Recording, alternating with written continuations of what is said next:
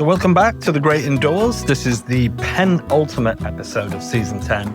It's been a fantastic season here in Barcelona. And in this episode, we're featuring 3 exceptional women who are leading transformation across the technology, telecom, and fintech landscapes. Welcome to Season 10 of The Great Indoors. Coming to you from our stunning studio here at MWC Barcelona 2025. In this season, we continue to explore cutting-edge innovations shaping the world of connectivity, technology. It's all through the unique lens of human impact and meaningful change. I'm your host, Matthew Roberts, and as ever, I'm joined by Larissa Yee, a famous TGI podcast producer. So, first of all, Sarah Roberts, Chief Marketing Officer at Boldyn Network, joins us. No relation, by the way. She has a global career spanning New Zealand, Australia, and the United Kingdom, and Sarah leads strategic brand innovation at Boldyn, connecting the unconnected across cities, stadiums, subways, and beyond. Next, we welcome back Stephanie Lynch-Habib, founder and president of SLH Advisory, and this is her second appearance on The Great Indoors. She actually joined us way back in 2021 when we first took this podcast on the road in Los Angeles. She has executive experience at the GSMA, AT&T, and Colt. And Stephanie shares her insights on AI-driven go-to-market strategies and the evolving role of the CMO in today's digital ecosystem. Then finally, for today's episode, we meet Amira Soliman, CEO and founder of Time Guardian. And after a 25-year career in global banking, Amira now leads fintech innovations across the MENA region, using blockchain and AI to create frictionless financial services for underserved populations.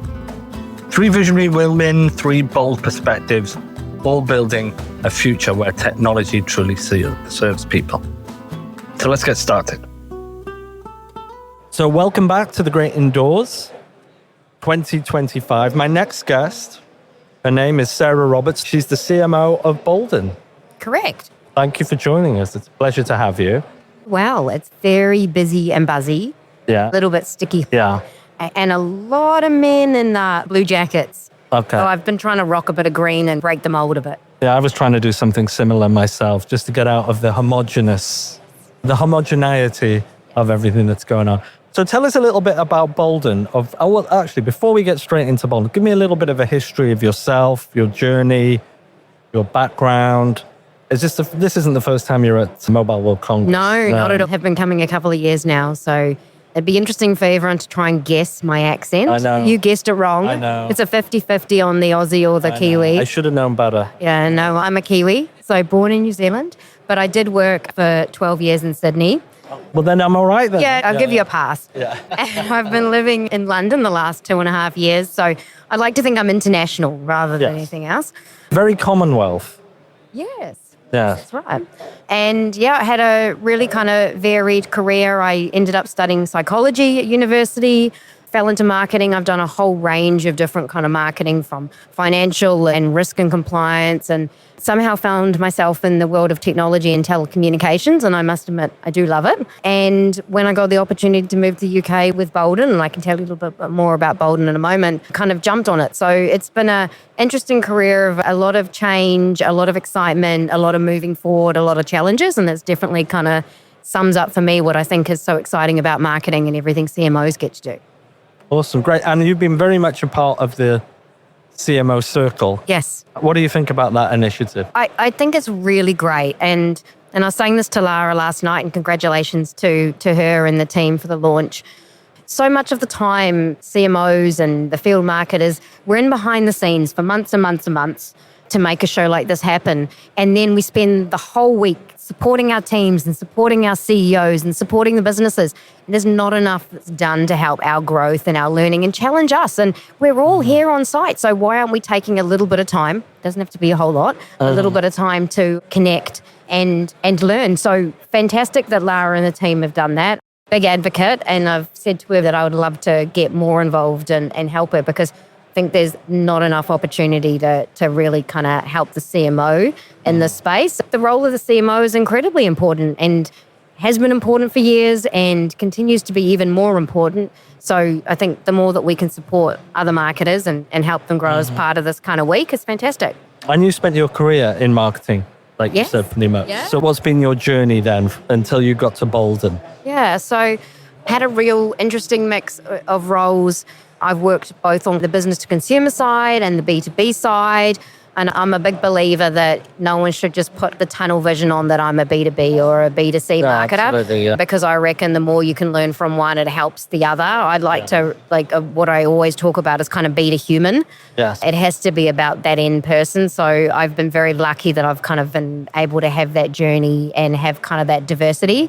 Yeah. With industries as well, I think you can learn a lot from different industries and take it into another industry. So often you're looking for people in your team and someone will say, well, you just want telco experience, don't you? I don't want telco experience. I want something else. I've got telco experience and I've got that background. I want other knowledge. So I think, especially when I think about my career and how I build my teams, it's really around that diversity and the diversity of knowledge and learning as well. And I think also the background of working in different countries, especially when you start to think about the regulatory nature and compliance nature that is so important in marketing, having that real understanding and being able to kind of see it in different lenses. And especially now that I'm in a global role, I can truly understand global because I've had the experience from different kind of countries as well. Cool. And tell me about Boldyn.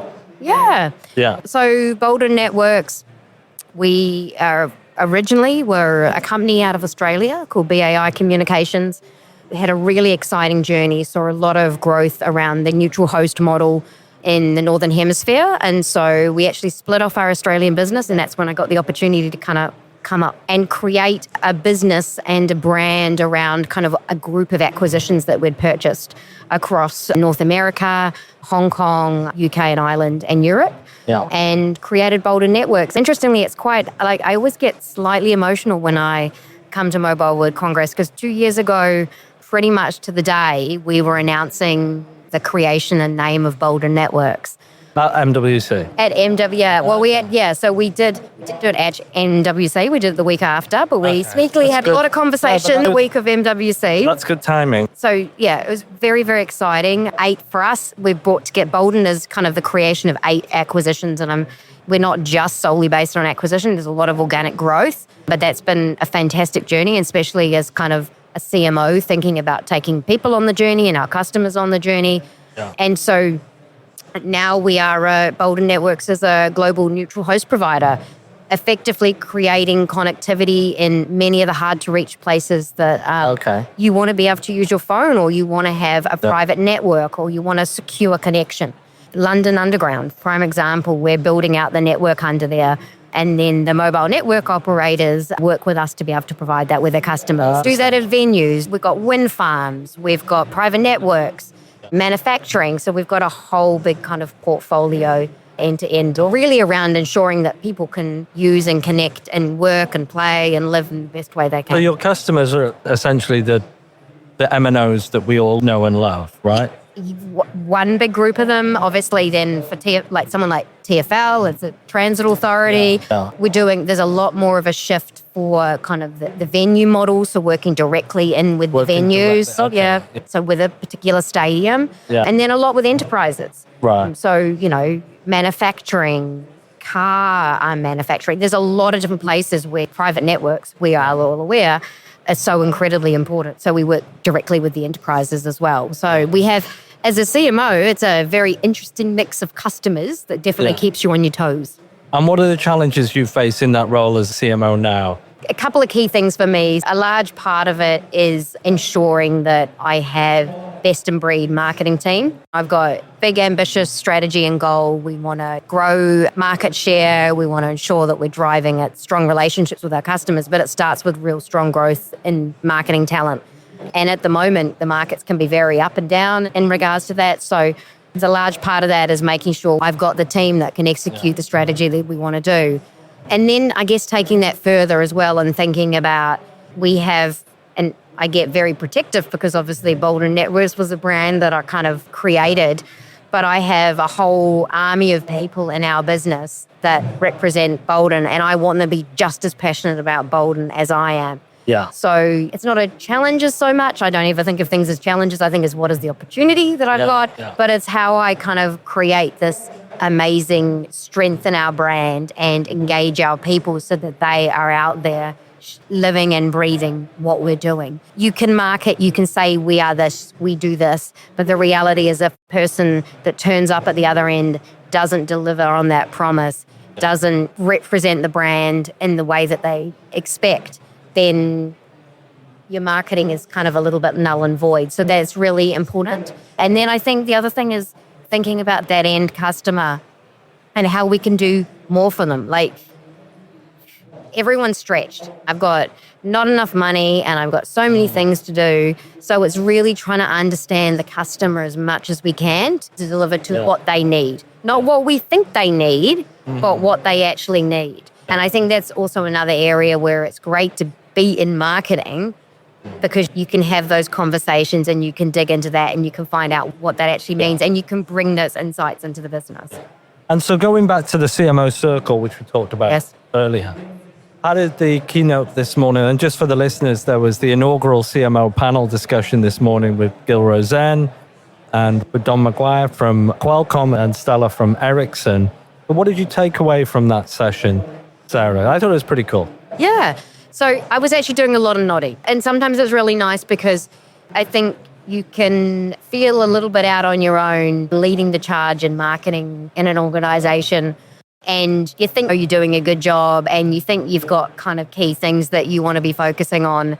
But when you actually hear your peers in amazing brands doing fantastic things, it makes you go, wow, okay, so we're on the right track. Yeah. I was pleased that they were talking about, I know, I'm going to say the word Gen AI. And how many 11 minutes in. Okay, but wait. Less so kind of the tools and what's being done with Gen AI, and everyone's talking about it. But the thing that's frustrated me is that everyone's been talking about it, but they've not been talking about really the human impact of it. And when I say human impact, I'm not talking about, is it going to take away jobs? Because I genuinely don't think it will. At the panel this morning, they were saying the same. But it's the skills that are needed in teams that I think is being forgotten about, and the training and the culture shift and the change management that actually is needed to enable this technology. Technology is one thing. Technology, in some respects, is the easy bit. But the change management and the programs and driving that through a business. And it was fantastic to hear from Don talking about how they'd kind of set up their framework around AI and kind of gradually done smaller, different pilots and then rolled it out wider. That it's now people are starting to think about and talk about kind of that change management piece. So at Boldyn, we'd kind of approached it the same. I partnered with our CIO, who's absolutely fantastic, and me and her about a year ago said, right, we want to think about the technology, but we also want to, from my perspective, I want to think about the reputational aspect. AI can be a wonderful tool, but if something goes wrong, there's a humongous amount of reputational impact to a brand. So thinking about how we can, as a team, bring together a steering committee, and we now have an action group. We've got pilots happening to drive some of that change, but then also thinking about the change management process.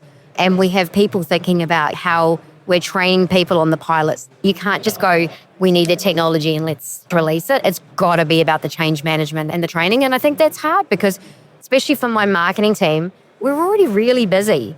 And I know that the longer term it is that these tools free your teams up. And I completely agree. And we've seen great benefit around what can be done. But it's one of those kind of chicken and egg things that you've kind of got to leap in and find the time to drive the change management so that you can use the tools. So apologies, I mentioned the forbidden word, but... How important do you think, this is a personal thing, and it's something we looked at in the season preceding this one, how important is storytelling in the world of marketing? Incredibly important.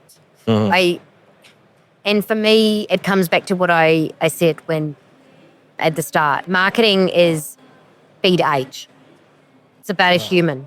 Yeah. And a human responds the most to a story.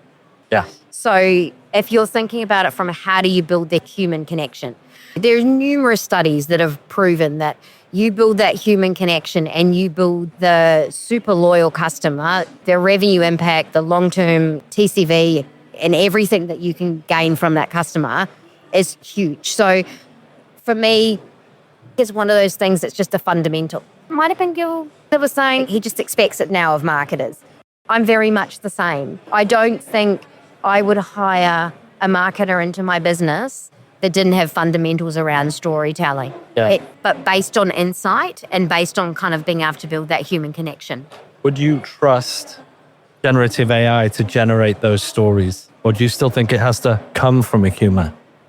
I would argue that most people would know either way because it is good enough.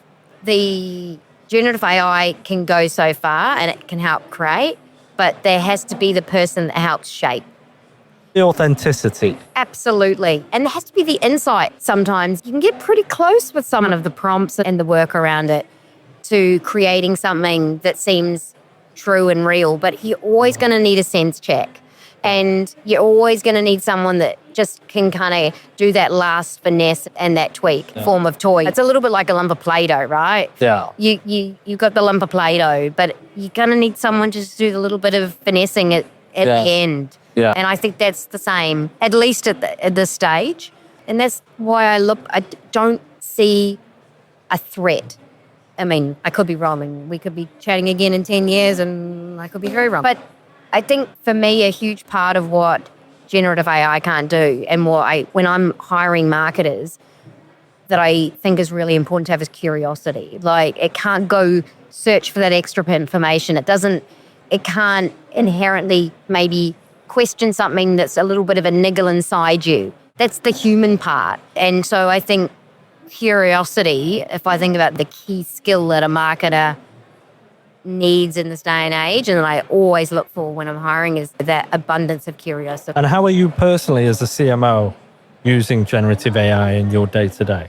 I use it and it helps me a load, especially when I'm trying to craft stories or messaging or a Viva Engage post or any form of comms, and I can literally, at speed, bullet it out and then plug it in and I get some fantastic work.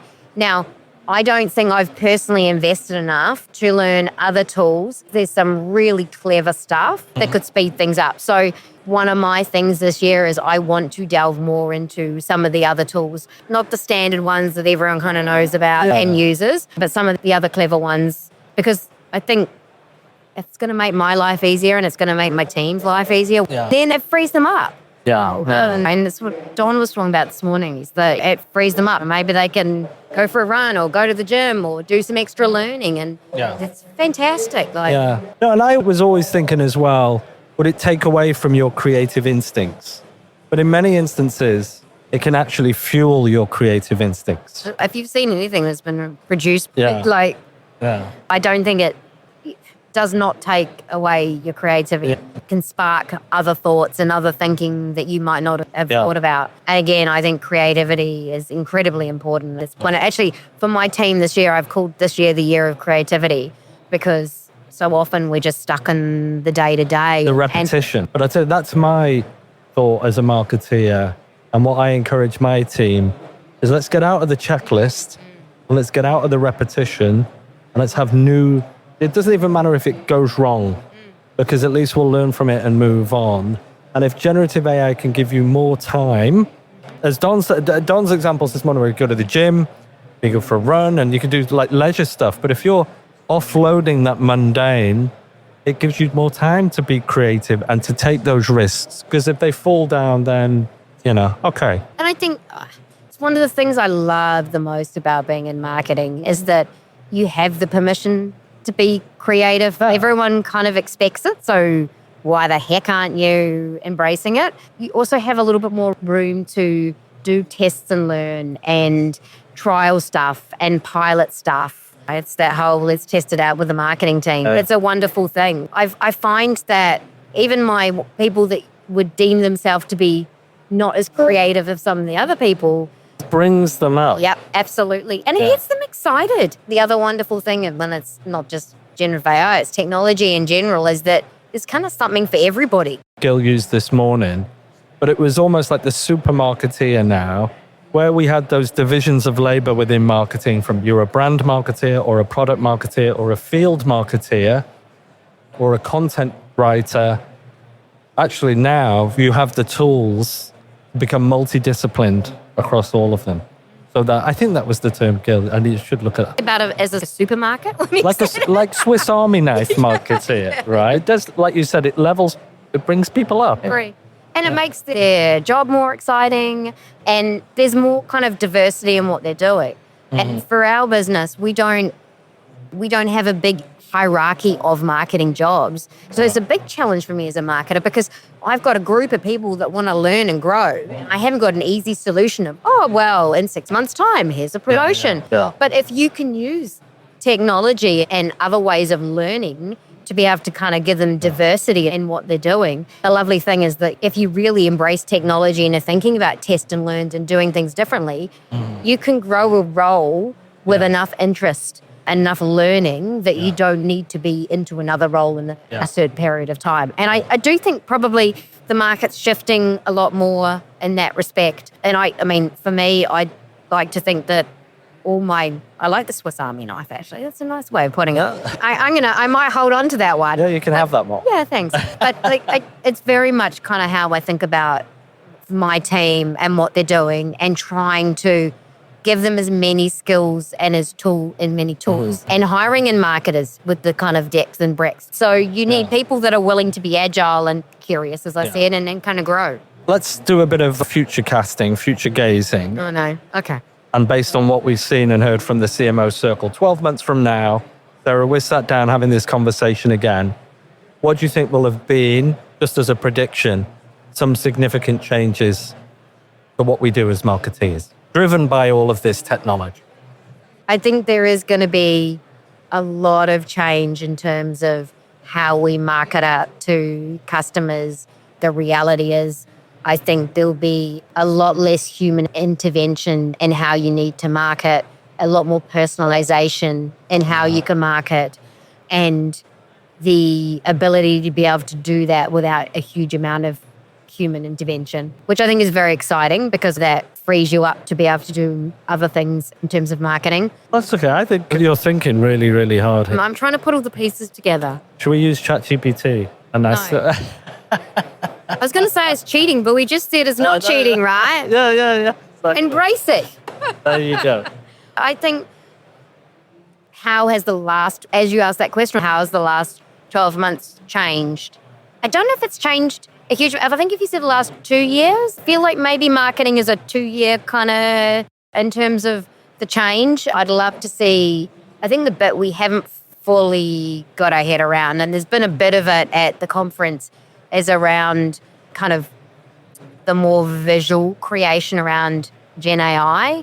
I think we've been dabbling with it a bit, but been struggling with videos, very hard to use. Yeah. And I know a lot of people like to engage in video. So I think that there's going to have to be, there will be, I can see a probably big push in a year's time.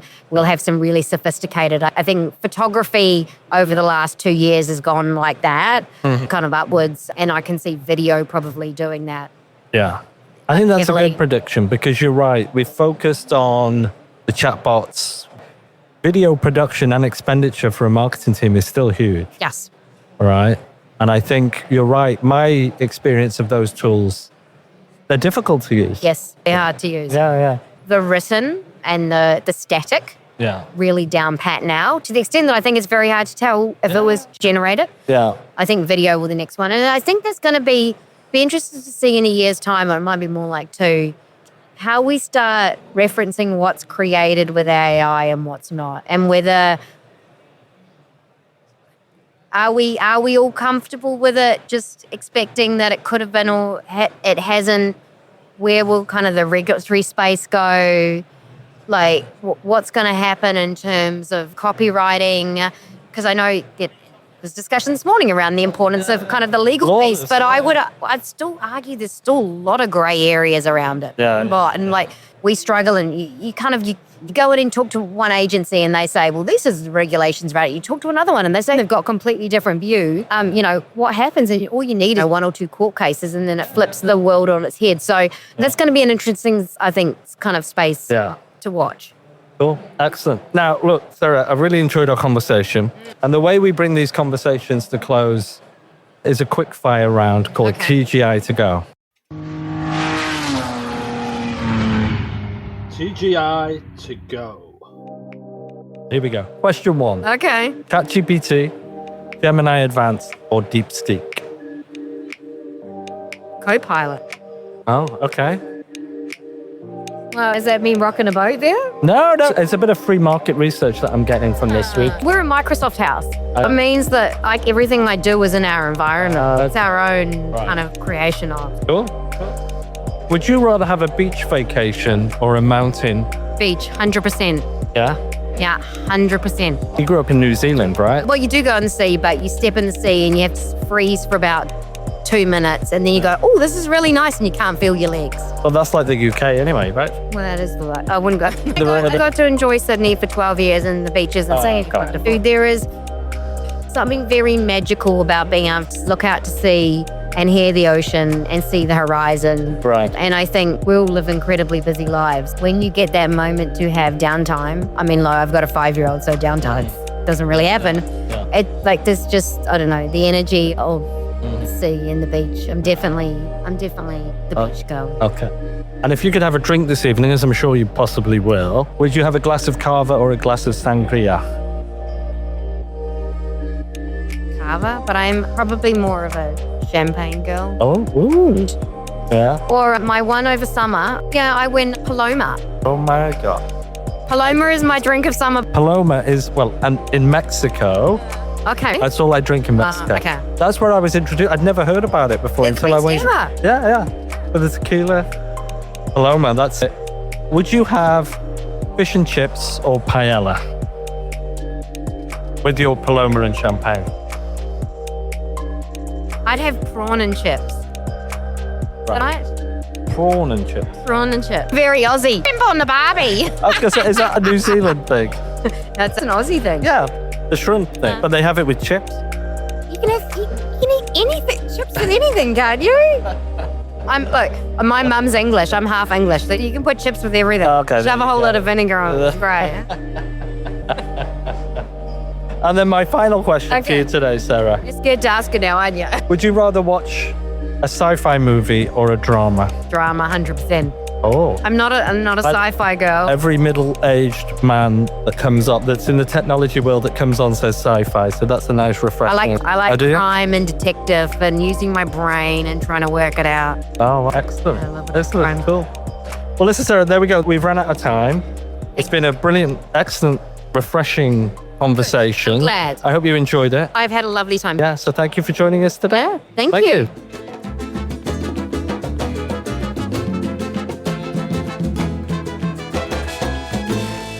So welcome back to the Great Indoors, MWC 2025. It's great to have a former guest who was once a guest on the show way back in Los Angeles 2021. It's Stephanie Lynch. Hey, Stephanie. Hey, how are you, man? Good, welcome back. Thank you very much for having me back. So let's get into it. What have you been up to since we last met all the way back in Los Angeles? Yeah. Well, after Los Angeles, continue working for the GSMA. And I left the GSMA 3 years ago, and I've been running and helping lead digital infra companies and startups and scale-ups around really shaping their go-to-market strategy. So both from all the way from the awareness perspective through the order. And that's really helping them define their target market in line with growth expectations that are generally from private equity companies and private boards, and really shaping that market-facing function to deliver the demands that are on the organization. Excellent. And you're busy, I take it. I'm busy. Today, I'm advising and consulting leaders and boards around that very same topic. Right. It's a topic that actually started when I was the CMO of Colt Technology Services and then carried through. Right. So, in fact, I guess from a CMO perspective, I'm quite grounded in data-driven marketing strategy. Lots of the transformation throughout the last few roles as a CMO is take something, shape it, make it better, more efficient, more cost-effective, more innovative, and hopefully give that to the organization with some pride, some good talent. The data-driven is really about, do we understand who our customers are today, who they need to be in the future? Do we know what the addressable market is? Have we done the grit work? Because it's actually some of the most unexciting marketing work that there is to sit and roll your sleeves up. Fundamentally understanding how you go to market with a customer segmentation strategy informs everything else that's so much more fun. Your brand, your narrative, the campaigns, the go-to-market strategy, and also tying that to how you build your sales teams, your sales skill, and how you connect all that together. But like you said, that's the first thing you need to do is understand your customer. Yeah. That's where you have to do some of the heavy lifting before all the fun stuff comes. Now, and you were part of the CMO Circle yesterday. Yes. Give me your thoughts on all of that. I think, fabulous job to bring together the CMO Circle and to bring to the keynote stage CMOs, and that's a great action that Laura's taken and that you've all supported her and joined. So I'm so happy to see that. My time at the GS was the times of the pandemic, so we were trying to deal. So I think that's a fantastic outcome as this show has come back and grown. As for I was just at the reception last night, but as for I think Scott was fantastic. I didn't know of him as much as perhaps I should. Me too, actually. I listened to his Wall Street Journal podcast when I was in the airport coming on Sunday, and I was like, my mind was blown away on so many levels. Yeah. With he said, I'm politically incorrect and profane, I think is what he said. But I think he's got some very keen insights into leadership, structure, government, education, all of that. And of course, having a room full of CMOs where he says, basically the CMO is a dying breed. He didn't quite say it that way, but I don't agree with that fully, but I do think that the marketing function more and more, certainly, and how I have operated in the last few years, is together with the chief commercial officer function. And it's got to be something that heads in a direction that is very much aligned. I think the more you can be aligned to sales strategy and sales execution, the more relevant. It was really interesting. If we go back to when we last spoke in Los Angeles, things have moved unrecognizably quickly in 4 years. Yeah, absolutely. And I think from a marketing perspective, the changes and the adaptations we've had to make are good, are positive. What do you think of the whole, and they mentioned it on the panel today, the whole generative AI revolution in marketing? How does that? I think that generative AI is inevitable. I think it depends on the company that you're in and to the degree you're going to use it. What I mean by that is if you go on some of the halls and some of the largest telcos, you're going to have to protect your company's framework and your policy and your evolution and define what's going to be the priority with generative AI. And is it really market-facing go-to-market, or is it more network efficiency? And this is what I hear from some of the operators. For those that have the luxury and the ability to use generative AI, I think where you find the tools that you can see what the right use case is. For example, there's plenty of use cases everywhere, but what is it going to give your organization?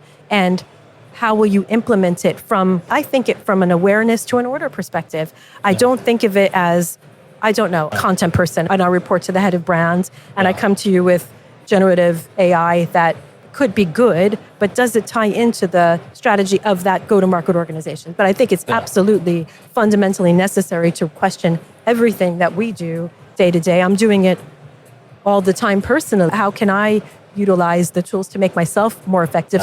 No EA, right? Stuff like that. But also creatively as well. Some of the tools are just fantastic. I just think they have to be part of a broad. I would always ask, what does it bring the CMO and their ultimate objective? And I think it will be easy to spend lots because it's all subscription-based, right? Certainly when it's around marketing. So how quickly take a marketing team of 100 people and each of them find 2 tools and they want to sign up for a year, and then you don't figure out that 30 days later they're going to charge you 1,000 euros, right? For 12. So I think it needs to be that's gated, a good point. right? We almost think it's free right there to use, but there is a cost involved. I have been using an AI tool since 2017 that's called Beautiful.ai. Okay. And amazing. It just takes presentations and it makes them amazing. But yeah, great. Last year, they did a beta generative AI pilot. Right. And they said, oh no, you can pilot this. And I had to do a presentation for board of directors and investors about how generative AI was going to have an impact on the fiber optic business. And I thought, what better way to do it than use generative AI to generate this presentation? And so I did it, and it was cool. Came out really nice. It definitely saved the team and myself at the time, a team member. I put them both on the trial. Last week, I got charged $1,000 for the renewal because they don't tell you, right? So it's a real thing.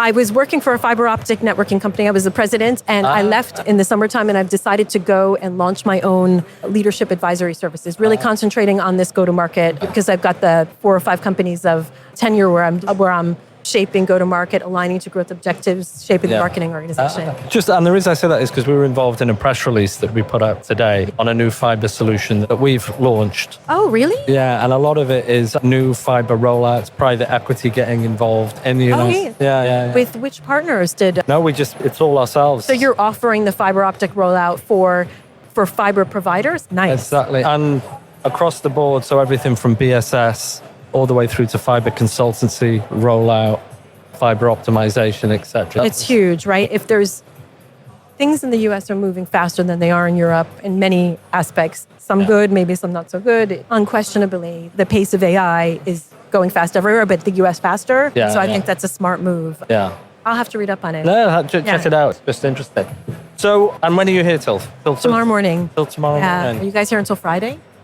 And what have you seen so far? What are like when we come to the show, there's a few takeaways that you have each year. I think the first key takeaway is like immense pride for this show and to see that how I did come last year as well, representing the company I was working for, but this is even bigger and even better. So I think the first is like hats off to the GSMA, hats off to the whole team and all of the members and all of the sponsors and exhibitors that support it. So that's maybe not very profound, but it's what comes to mind. Like, and as I walk around the hallway, I just, I love it. And I've got the perspective of, I started coming in 2015. I spent 20 years with AT&T, so I would welcome my customers from AT&T onto the AT&T stand. And then moving over to being, when I worked for Colt Technology Services, we started to say, wireline fiber players can be here too. So we started to take meeting space and welcome customers as well. And then as the organizer of the GSMA, I got to say that aspect. And now I'm here doing business with clients and potential clients. And something for everyone. You shouldn't miss it, right? And I remember, and I'm going to share a story with our listeners a little bit here, because when we first met in Los Angeles in 2021, it was the first industry show. We were still almost in the pandemic. It was still in the pandemic. We were wearing masks when we recorded. Yes. Yes, we were wearing masks, exactly. And we were questioning at the time whether Barcelona would even return. But just for the listeners to know, it was yourself who said, let's take this podcast to Barcelona. I did say that. I had €1 for every time I said something that no. And here we are, 3 years at this show with the podcast. Thanks to a successful podcast, thanks to Amdocs, thanks to so many things. But yes, it's true. It was hard to see the comeback. I think we always knew it would come back. It was extraordinarily difficult to make that decision to cancel 5 years ago. But we knew at the time, they knew that was the right thing. That's why it's just it's joyful for me to walk through the halls now. Nice. It's like a return home for you in many respects. Completely. I think I've had more hugs in the last day and a half, seeing all of the former members that were clients, the former staff, the colleagues. It's great. A lot of hugs. It's like an exclusive club that you're a member of, isn't it? And almost like this podcast as well. If you've been on the podcast once, you're then part of the official alumni. Thank you. Hence why you're back. Thank you very much. I really do appreciate it. Cool. And what's next for you then, Stephanie? Once you get back to normal daily life, what's on the agenda? It's very recent that I've launched my own leadership advisory. So it's quite early days, but I have a number of people that I'm talking to about different interventions. I'm also using this opportunity. It's the first time in 30 years of career, 28 years of career that I'm an independent. The first time that I'm not representing someone else's brand. We're talking about marketing and brand.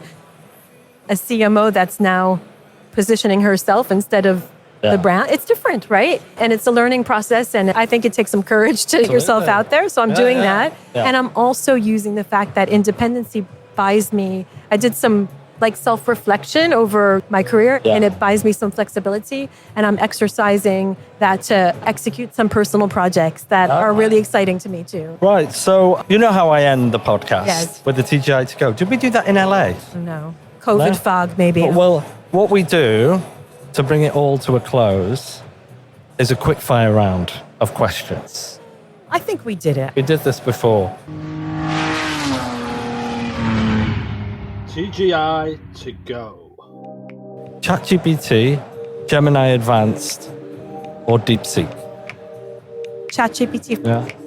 absolutely. And I think I'm fairly hesitant to explore for security, if I'm honest. Yeah. Also, chat is really, it's become a buddy, right? Yeah. I don't want to say that I liken this, but I think Elon Musk said that his autistic son looks at ChatGPT like a friend because he's a little bit shy. No, it's true though. But especially, again, being independent, things change, right? You don't have infrastructure, you don't have assistance. And so my preparation for this week has been with my friends, right? And I have advanced my personal projects vastly because of that as well. Really cool. Yeah.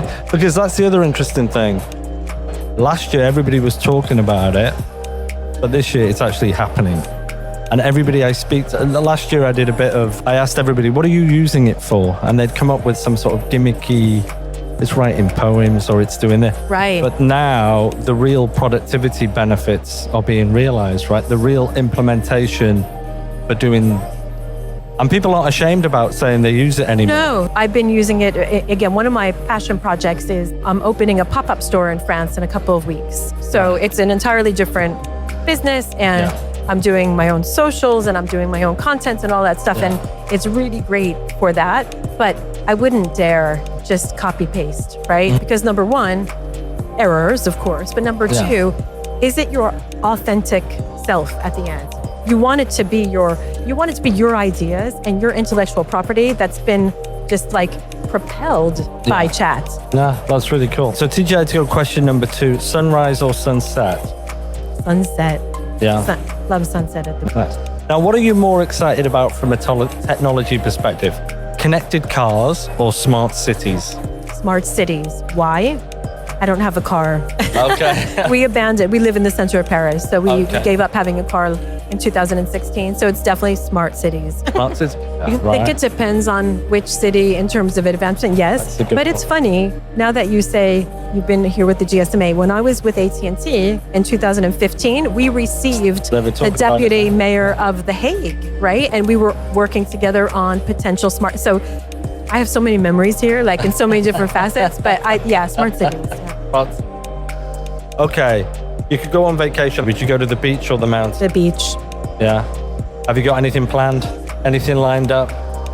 You know what? No, which is not typically I've got lined up to take the children to the US where I come from in the summer. But we're in the waiting period for my son who is applying to UK, US, and French universities. We're awaiting the outcome, which can be as late as May. So we're holding fire. And which university in the UK is he active? He'd like to go to UCL. Okay. Yeah. Okay, you can have a drink this evening, as I'm sure you may do. Yeah.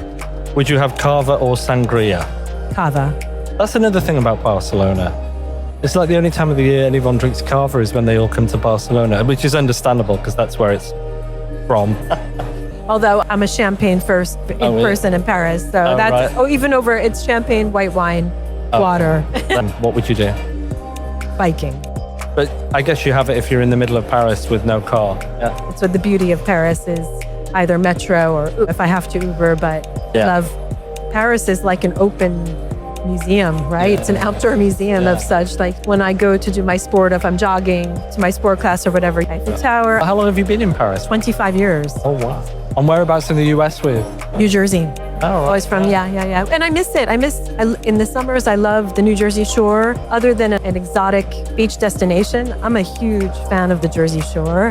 You have your people there, right? Awesome. Any last thoughts you would like to leave with our listeners? I would say keep going. Keep going. You guys are doing a fabulous job. And just a big thank you. Yeah, I think your energy, enthusiasm, and your innovation, right? Even how this is evolved since 2021. Mind you, we don't have to wear the masks and all that stuff. Yeah. But even you've grown here, right? You've grown in your setup.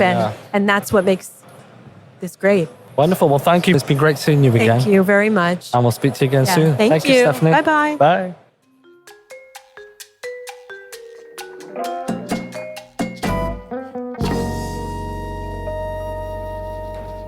So welcome back to MWC 2025. We're going to talk about something a little different than we've been talking about at the show today. So I'm really pleased to welcome to the great indoors Amira Soliman from Time Guardian Athar. Welcome, Amira. Thank you for having me. No, thank you for joining us. It's great to have you here. It's always great to meet somebody new and bring them on the show. So tell me a little bit about your history and your journey and where you are right now. Sure.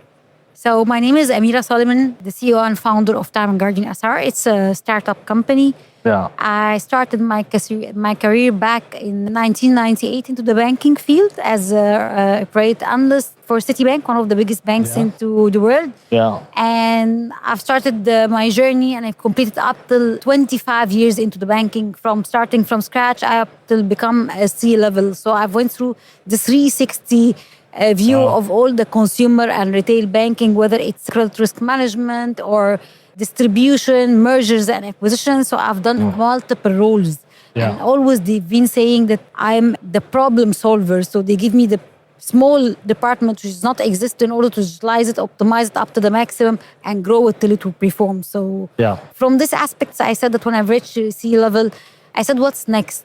I need to have my own baby, or I need to have my own corporate. And at this time, I've started my first fintech from 4 years back, which was a remittance marketplace to solve a big problem, which is financial inclusion, and enable more than 200 million people who doesn't have access to funds or transfers to enable them. So I've created a marketplace in order to enable this mass segment and category. And I've performed the activities. I got licensed in Pakistan, Egypt, UAE, and Bahrain. And in a scheme of 3.5 years, I've exited to one of the biggest government companies in the UAE, and it was the biggest success. So I always look into the fractions, into the financial systems, and I've built into this fraction in order to partner with them and take forward and solve a gap into the system. So, and this is, I found that what's evolving and what's the hype and what's next for my journey. And I said that the blockchain people always think it's about cryptos and tokens, meme coins. And no, there is a lot of projects in behind, which is very advanced, decentralized, tokenization and utility projects, which is solving a lot of other problems and a lot of fractions which is available into the financial institution.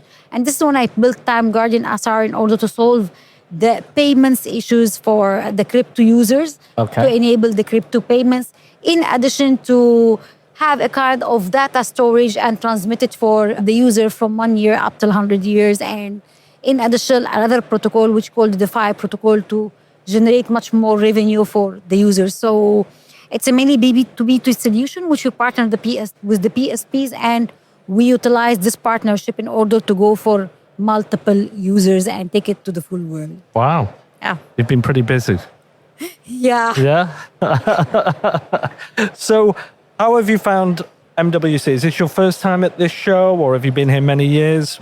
How has the show been for you so far? The show is outstanding and amazing. It's my first time for the MWC. Okay. I've been always going for the fintech or the 2049 or Money 2020. Money 20, exactly. Mina Finance. So this is what kind of places which I've been going. But during my journey, I saw that the telecom is not anymore telecom, actually. No. They've become very advanced, and they become thinking about that. How do you utilize their existing huge database and go for the financial institutions and go to be a fintech kind of, same like big names, Vodafone.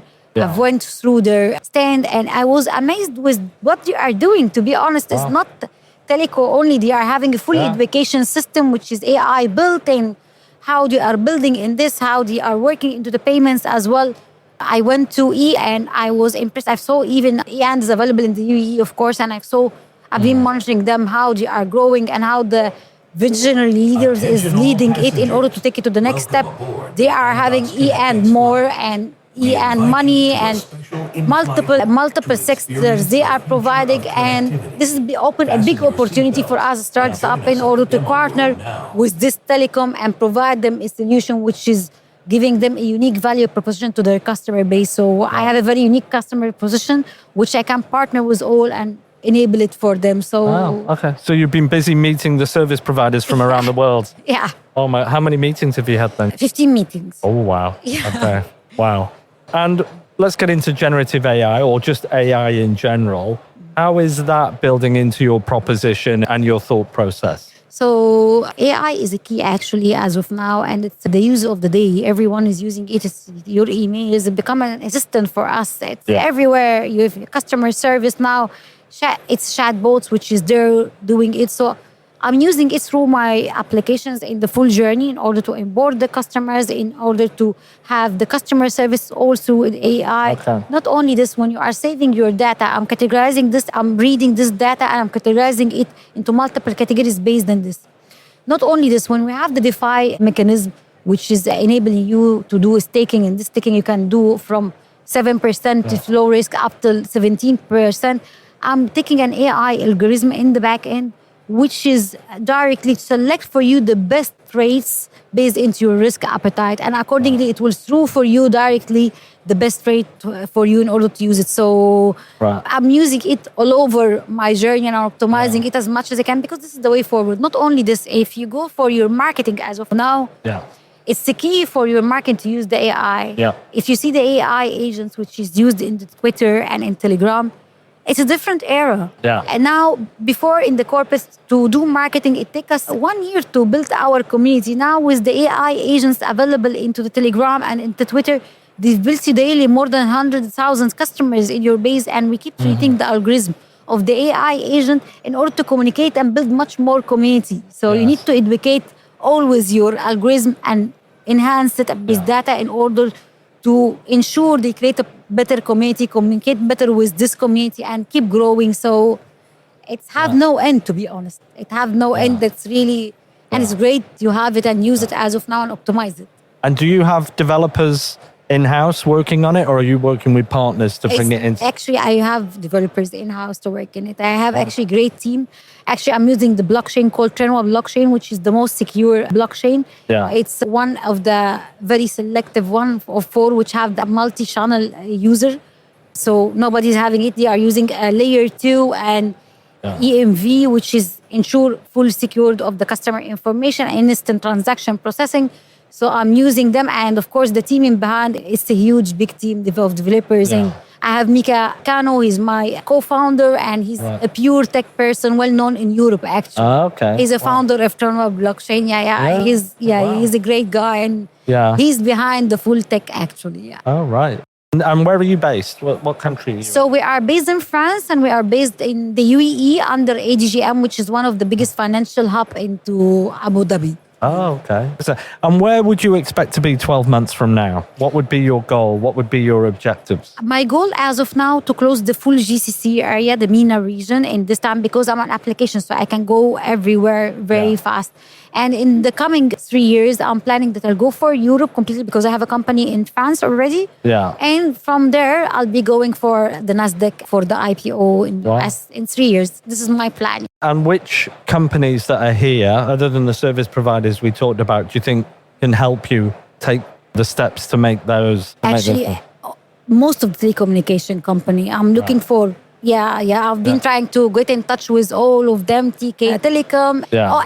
Owner, all of them. Actually, I've got in contact with them, and I'm building relation because I have a very unique value proposition, which will enable them through having the proper payments for their customers. As I mentioned to you, I'm enabling the payments of crypto. So if you have a crypto, as of now, you cannot do your coffee. You cannot buy coffee. You cannot do anything. It's just trading. So it's that intermediary between the old world and crypto. Exactly. So I'm enabling you immediately to do the payments through your crypto. You don't have to go and convert to USDT, and from USDT to fiat. It's a very lengthy process. And you pay a lot of fees into the middle. Exactly. So I'm solving all of this. And in this whatever you are saving, I'm telling you, instead of taking this money, go and put it into your DeFi protocol. And in this DeFi protocol, you will be earning much more and more. It's minimum you earn 6%. If you go to any financial institution, maximum you can earn interest of 4%.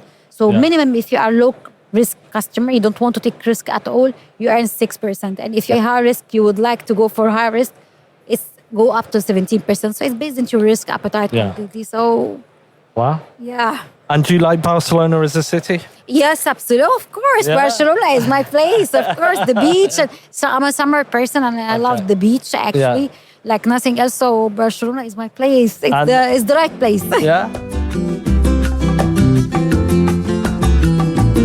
And how long are you staying in Barcelona? I'm staying up till Saturdays. I have back-to-back meetings even after the event. So And do you think you'll be back next year for MWC? absolutely, of course, it's how it's evolving actually, and how the people is really showing case that they are aligned with the AI and they are trying to bring the new tech to the world really, and they are adapting to it. It's amazing. So why not? And they are very collaborative, to be honest. It's not same like before. You don't have access. No, you get access for everyone. You be able to speak to everyone. They would like to know what type of technology to provide. So I'll be there. Excellent. And I've been coming to this show for far too long, many years. Oh. And normally you leave and there's a couple of things that stick with you from the show. What would those 2 things or 3 things be so far, Amira, for yourself? The connectivity, the people is very humble, to be honest, and they are able to discuss and willing to discuss collaboration. It's not same like before. That's it. That's the point I would take away. Yeah, so people is very humble. They are willing to be collaborative and discuss partnerships. It's not, they are keen to execute now. They become much more faster. So I found this really impressive. And do you see that in the regular financial sector? That willingness to collaborate in a bigger ecosystem? Or is this something you think is specifically unique to? The teleco actually is much more adaptable and advanced. To be honest, I'll be very honest with you. And if you see that now they are taking a margin from the profits of the financial institution, given that they are launching their wallets as of now, they are launching their payments methods, they are launching their wealth management solution. I was impressed with E&Money. They have a new wealth management solution. They are partnering with the financial institution in order to enable their customer base directly. So it's really impressive. And Vodafone is the same. They are educating the kids from the school. They are having a full curriculum built for them in order to educate them how to align with the AI and how to be much more advanced and build a new generation with new brains very. The financial institution, of course, they are collaborative. I'm not saying, but maybe they are taking much more longer time given the regulations and the policies. I see the teleco is taking over kind of, to be honest. Right. I don't know why, but this is what I felt. Coming from the financial institution. Yeah, that's a good observation. And this is what I saw. They are very collaborative. As I mentioned to you, they want to be much more advanced. They are structured. They have a view and strategy which is not same like the banks. Banks always, the regulators is stopping kind of them little bit. So I don't know, but I found that they are very collaborative here, and it's a big opportunity. And the people doesn't think now it's only about telecom. It's not only about finance. They think about what is the customer needs. So they are building everything around the customer and how they can give him the best service through one application with one view instead of letting him go all over multiple applications. So I think that the teleco become much more advanced in this part, more than the banks, given they have the privilege of having access through their database. So they are utilizing it in the proper way. This is what I found, to be honest. That's good. That's a really cool observation. Now, before we get into our quick fire round, which is how we end this show, is there any final points about what you're doing that you'd like our listeners to know about? I told you about working into a very unique solution to enable customers use their crypto. There is 630 million customer base which is not able to use their crypto. But I don't go and partner with the retail users. I partner with the PSPs, which are licensed in order to enable their PS machine. So tomorrow, if you will go to Starbucks or your favorite place which you would like to have your coffee and you will tag your card, you will be able to pay directly with your card. And as well, I don't partner with you, but once you pay with your card, you will get a notification with the DeFi protocol in order to invest directly. And so it becomes full kind of small financial institution which we are trying to come to the customer and give him a unique experience and save him from the fraction system, which is taking a lot of money, saving the SMEs and the small businesses which is struggling to have a settlement after 1 week or 10 days. I'm giving them the money immediately so they can go for the round and go bigger and bigger. The money is needed for the SMEs a lot. So all of this, I'm doing, and in order to save those SMEs, the retail customers, and give them a unique value proposition. Awesome. Great. Now, are you ready for our quick fire round? Sure, go ahead. Okay, here we go. TGI to go. TGI to go. Do you prefer ChatGPT, Gemini Advanced, or DeepSeek? ChatGPT. Yeah. I use Gemini, but I use Gemini as well. I cannot ignore. I use Gemini actually as well. But it was starting and always the problem when you come with a new tech. Of course, there is new Gemini come after them, and a lot of things happen after it. Even Elon Musk, he launched his new AI mechanism. As of now, I don't recall the name, but he launched it last week. But people still, once you start ChatGPT, already we've built everything based on it, so it's very difficult to move. But Gemini, I'm using it as well. But my top priority is ChatGPT. Okay, cool. Now, do you prefer ballet dancing or flamenco? Flamenco. Can you do flamenco? Yeah. No way. Do you know why? Because one of my guests earlier, who's an old friend of mine, a big flamenco dancer. Can you do flamenco? Yes, we can dance together. Yeah, no, I'll give him a call and bring him back, and we'll do it here.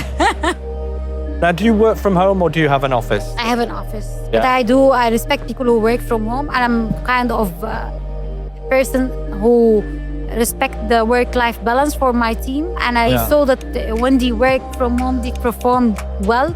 So I'm doing a kind of hybrid mechanism for them. So it's whatever is suitable for them. Most important for me that they will be productive. But I work from home, I work from office, given it's required for me for my meetings. Okay, that's excellent. Now, you could go out for dinner tonight. Would you have paella or lasagna? I'll have lasagna. That's good. I've had too much paella this week. You get fed up with it after a while, being in Barcelona. I'm vegetarian, so it's must more. Okay. Guys, suitable for me. Now, as well, after you've had your meal, you could go disco dancing or karaoke. Which one do you prefer? Dancing. Yeah? Yeah. Have you been to any parties, actually? Not yet. I've been really very busy because I wake up very early then. Yeah. But I'm planning for today. Okay, there we go. Anyway, Amira, it's been a pleasure to have you on The Great Indoors. Thank you for stopping by, being on the show. Thank you. Hopefully we'll see you again in 12 months. Absolutely, I'll be seeing you. Yeah. It was great and I've enjoyed your show a lot. Thank you very much. Thank you very much. Thank you. So thank you to our guests in this penultimate episode, Sarah, Stephanie, and Amira. Thank you very much. It's been a pleasure speaking to you, and we've only got one more episode to go in this season from Barcelona. So leave a review or rating if you can. It certainly helps us. Please subscribe to our podcast on all the renowned podcast channels from Spotify, Apple, and so on. And if you want to check out all the previous over 100 episodes all the way back to 2020, they're available either on those podcast stores or with a further flurry, a further cornucopia of assets to support the season. They're all available at amdocs.com/The Great Indoors. So until next week for the finale, nothing left to say. I'm Matthew Roberts for Amdocs in Barcelona, and have a great day and great weekend wherever you are.